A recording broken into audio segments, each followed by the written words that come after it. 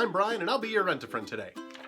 If you consult your metaphysical map, you'll see that the beginning of the metaphysical journey is God.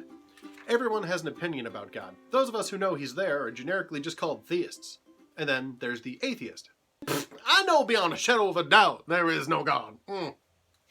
Yet when asked for proof, they argue that they don't need to prove it. Man, we don't need to prove nothing. It's you silly theists need to prove he's there in the first place. Then when you've given them intelligent design sciences, historical legal proofs, logical philosophy, and manuscript evidence for the Bible that outweighs all of antiquity combined, they tell you, it's all just propaganda. There's just no pleasing some people. Then there's the agnostics. Now, agnosticism just says, we don't know. The thing that confuses me most about this group is the apathy. There's not a religion in the world that says, God is real, but it doesn't really matter. If he wants you to believe in him, he'll stop by your house and give you a tote bag or a toaster oven for signing up. So, it's no big deal. In my mind, every agnostic should be scrambling for data and evidence and comparison charts.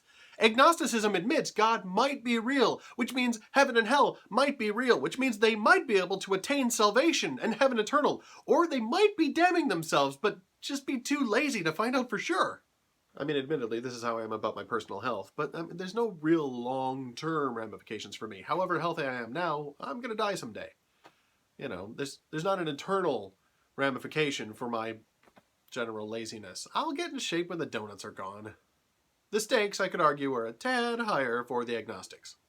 There are 100 religions around the world, most of which claim an exclusive hold on the nature of God, or goddess, or gods, or, whatever they're selling.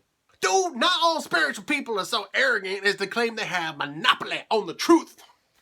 Well, he's right, Some of them say, we don't know. He or she or they might be there, or they might not. We can't really say one way or the other. We imagine that someday we're going to find out for sure, or we're going to stop caring. We're not really sure about that either. I'm amazed that a church with that doctrine gets people to show up every week. I'm guessing those churches have an unusually high population of insomniacs. I mean, they're awake Sunday morning and they say to themselves, well, I don't know about all this spiritual business, but might as well do something between now and lunch. So as we hike across the metaphysical map, you're going to see why God is at the beginning of the journey. And you're going to learn why theism, and Christianity specifically, is the worldview that makes the most sense. It'll be fun. Thanks for joining us. I'll see you next time. And thanks for letting me be your rent-a-friend.